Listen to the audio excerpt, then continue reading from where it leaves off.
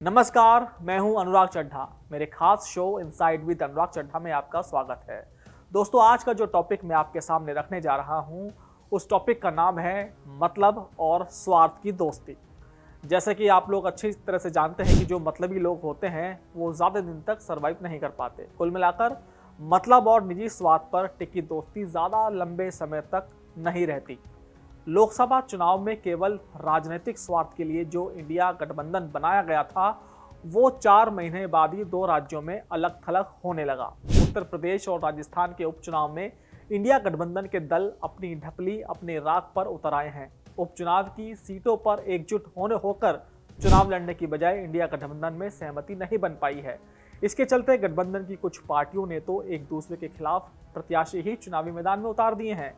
इन दोनों राज्यों में 16 विधानसभा सीटों पर अगले माह मतदान होना है, लेकिन कांग्रेस इस पूरे उपचुनाव में अलग थलग पड़ती दिखाई दे रही है। यहाँ तक कि जो गठबंधन के प्रत्याशी हैं वही कांग्रेस को एक तरह से चुनावी टक्कर देंगे। हरियाणा विधानसभा चुनाव में कांग्रेस को खराब स्थिति का सामना करना पड़ेगा, और जब से कांग्रेस की स्थिति वहां पर खराब हुई है तभी से सपा सुप्रीमो अखिलेश यादव ने गठबंधन को आंखें दिखानी शुरू कर दी हैं।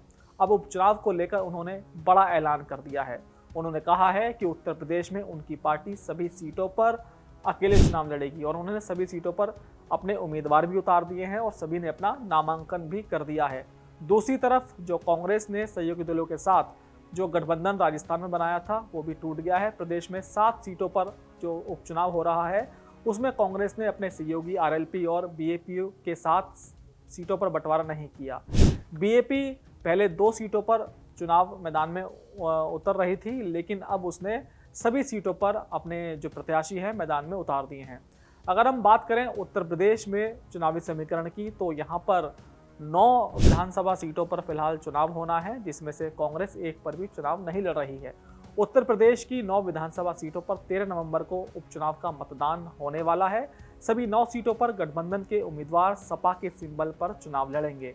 सीट शेयरिंग को लेकर कांग्रेस और समाजवादी पार्टी में लंबे समय तक खींचतान देखी गई, लेकिन इसी बीच अखिलेश यादव ने ऐलान कर दिया कि उत्तर प्रदेश तो उनका है, यहाँ पर कोई इंडिया गठबंधन नहीं चलेगा, सिर्फ यहाँ पर समाजवादी पार्टी ही चुनाव लड़ेगी। अब आप देखिए कि यूपी विधानसभा चुनाव 2027 से पहले जो प्रदेश में ये जो चुनाव है बहुत बड़ा चुनाव हो रहा है, और ये चुनाव समाजवादी पार्टी अकेले लड़ रही है। हालांकि कांग्रेस कह रही है कि भाई हम लोग समाजवादी पार्टी को सपोर्ट कर रहे हैं, अपना हम प्रत्याशी मैदान में नहीं उतार रहे हैं, तो इस वजह से परसेप्शन बनाया जा रहा है कि ये दोनों एक हैं। लेकिन जहां कांग्रेस इंडिया गठबंधन में बराबर की मांग कर रही थी, अखिलेश यादव ने उनको कुछ भी नहीं दिया। 2 सीटें कांग्रेस को दी जा रही थी। अगर 2 सीटें कांग्रेस को मिलती तो कहीं ना कहीं देश की बड़ी पार्टी समाजवादी पार्टी के सामने धराशायी हो जाती और परसेप्शन खराब होता। इस वजह से ये गठबंधन बिगड़ा। देखिए, अखिलेश यादव कांग्रेस पर भारी क्यों पड़े, उसकी वजह ये थी कि हरियाणा में कांग्रेस की स्थिति कमजोर हो गई। इसी वजह से अखिलेश यादव ने गठबंधन में अपने आप को मजबूत कर दिया, और इसी वजह से कांग्रेस को उन्होंने उत्तर प्रदेश में एक भी सीट नहीं। अब आप दोबारा समझिए कि बात कैसे बिगड़ी। उत्तर प्रदेश में कांग्रेस यूपी विधानसभा चुनाव में मंझवा, फूलपुर, गाजियाबाद, खैर और मीरापुर की सीट की मांग कर रही थी, जबकि समाजवादी पार्टी ने कह दिया कि आपको गाजियाबाद और खैर सीट हम आपको दे सकते हैं। इसके अलावा किसी भी सीट पर कांग्रेस का कोई अस्तित्व नहीं है। गाजियाबाद की अगर हम बात करें, खैर की बात करें, तो जो गाजियाबाद है वो अर्बन एरिया में आता है, और खैर में कांग्रेस के एमपी चुनाव एक बार जीत चुके हैं। इस वजह से समाजवादी पार्टी ने आकलन करके कांग्रेस को ये सीटें ऑफर की थी, लेकिन कांग्रेस ने इस पर असहमति जताई। इसी बीच सपा की ओर से कहा गया कि फूलपुर सीट भी हम कांग्रेस को दे सकते हैं, लेकिन इसके बाद वहां से समाजवादी पार्टी के जो एक नेता हैं सिद्दीकी साहब, जो मुस्तफ़ा सिद्दीकी हैं, उन्होंने पर्चा दाखिल कर दिया। इसके बाद दिल्ली पहुंचे कांग्रेस के प्रदेश प्रभारी अविनाश पांडे और प्रदेश अध्यक्ष अजय राय ने शीर्ष नेतृत्व को पूरी स्थिति से अवगत कराया। बात दरअसल ये थी कि प्रदेश अध्यक्ष अजय राय मंझवा से अपने बेटे के लिए टिकट मांग रहे थे। समाजवादी पार्टी ने मंझवा सीट छोड़ने से साफ मना कर दिया। ऐसे में अजय राय फिर कहीं और से भी कांग्रेस के नहीं चुनाव लड़ने के फेवर में आ गए, और उसी तरह से कांग्रेस आलाकमान के सामने ये बात रखी कि अगर मात्र 2 या 3 सीटों पर गठबंधन होगा तो कांग्रेस का परसेप्शन खराब होगा। देर रात सपा के सोशल मीडिया ने भी इस बात का ऐलान कर दिया और सभी सीटों पर समाजवादी पार्टी चुनाव लड़ेगी, ऐसा पढ़ने में आया। अब आप समझिए कि भाजपा और योगी की लोकप्रियता से कांग्रेस देश भर में लगातार क्यों पिछड़ती जा रही है, क्यों कांग्रेस की जो लोकप्रियता है वो डाउन होती जा रही है। उत्तर प्रदेश के मुख्यमंत्री योगी आदित्यनाथ का करिश्माई जो व्यक्तित्व है, उनका बेहतरीन प्रबंधन, लोगों के बीच में उनकी स्वीकार्यता ने कांग्रेस को यूपी में डरा सा दिया है। कांग्रेस ने यूपी में मिल रही सीटों पर अपनी कमजोर स्थिति को देखते हुए कदम पीछे हटा लिए और पीछे हटाने का जो निर्णय था वो कांग्रेस को लगता है कि सही निर्णय लिया गया। राष्ट्रीय स्तर पर समाजवादी पार्टी से गठबंधन के बावजूद यूपी में कांग्रेस की स्थिति बहुत ज्यादा बद से बदतर हो रही है। इसके पीछे यूपी में लोकसभा चुनाव में अपेक्षाकृत कम सीटें, हरियाणा में हार और जम्मू में कमजोर प्रदर्शन को जिम्मेदार ठहराया जा रहा है। इनमें सबसे बड़ा कारण योगी को टक्कर देने वाला दूर दूर तक कोई नेता यहां पर नहीं है। अब आप समझिए कि फूलपुर में समाजवादी पार्टी कैसे आमने सामने आ गई कांग्रेस के। फूलपुर में समाजवादी पार्टी और कांग्रेस आमने सामने। प्रयागराज की फूलपुर विधानसभा सीट पर होने वाले उपचुनाव में सत्तारूढ़ पार्टी भाजपा ने पूर्व मेयर केशरी देवी पटेल के पुत्र दीपक पटेल को टिकट दिया है। दीपक ने अपना नामांकन भी भर दिया। वहीं डिप्टी सीएम केशव प्रसाद मौर्य और दीपक पटेल ने अभी इस सीट पर जीत का भरोसा जताया है। उन्होंने कहा कि इंडिया गठबंधन टूट चुका है। भाजपा 2017 के प्रदर्शन को फिर से दोहराने जा रही है। भाजपा ने यहां से 2014, 2017, 2019, 2022 और 2024 का भी चुनाव जीता है। सपा यहां से अपने पूर्व विधायक सिद्दीकी को और बसपा ने जितेंद्र कुमार सिंह को मैदान में उतारा है। वहीं कांग्रेस के जिला अध्यक्ष सुरेश यादव ने निर्दलीय के रूप में ताल ठोक दी है। ऐसे में एक ढंग से सपा और कांग्रेस यहां आमने सामने हैं। कांग्रेस के जिला अध्यक्ष सुरेश यादव ने साफ कहा है कि फूलपुर सीट इंडिया गठबंधन के तहत कांग्रेस के खाते में थी, लेकिन अखिलेश यादव ने साजिश के तहत यहां पर अपना प्रत्याशी उतार दिया, जो कि एक डमी कैंडिडेट है। अगर पार्टी मुझे अपना सिंबल नहीं देती तो मैं निर्दलीय चुनाव में मैदान में हूं। अगर पार्टी इसे मेरी बगावत समझती है तो समझे, मुझे कोई फर्क नहीं पड़ता, लेकिन मैंने अपने क्षेत्र में कई साल जनता के बीच में गुजारे हैं और मुझे जनता पर विश्वास है।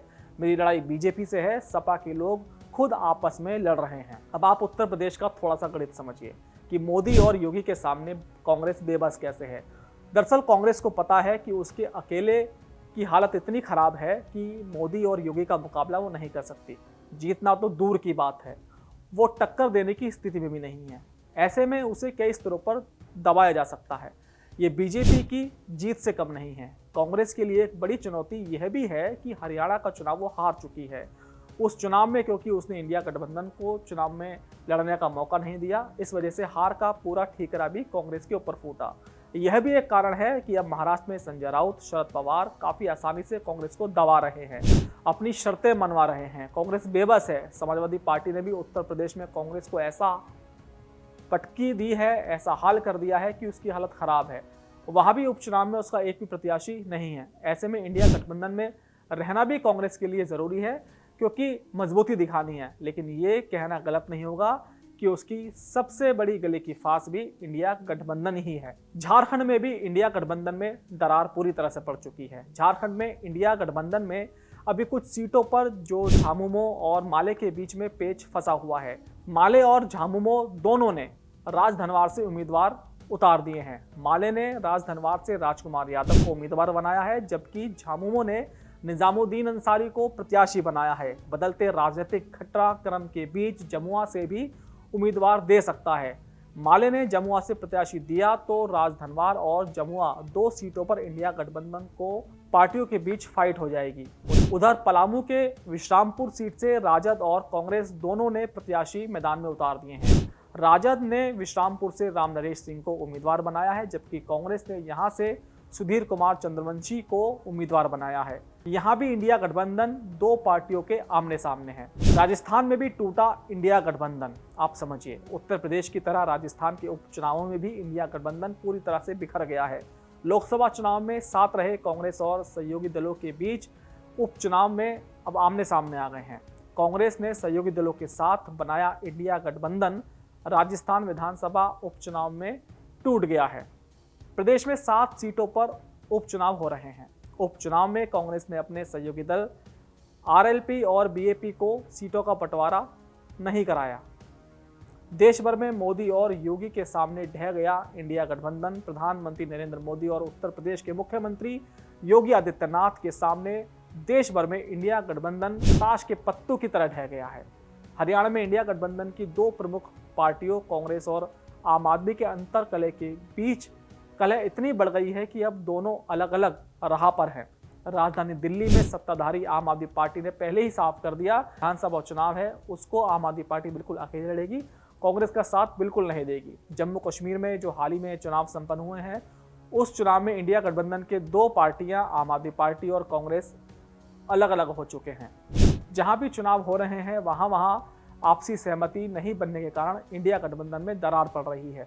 यह दरार राष्ट्रीय स्तर पर प्रधानमंत्री नरेंद्र मोदी को और मजबूत कर रही है। यह साफ होता जा रहा है कि विपक्ष के पास अब कोई ऐसा नेता नहीं है जो मोदी को टक्कर दे सके।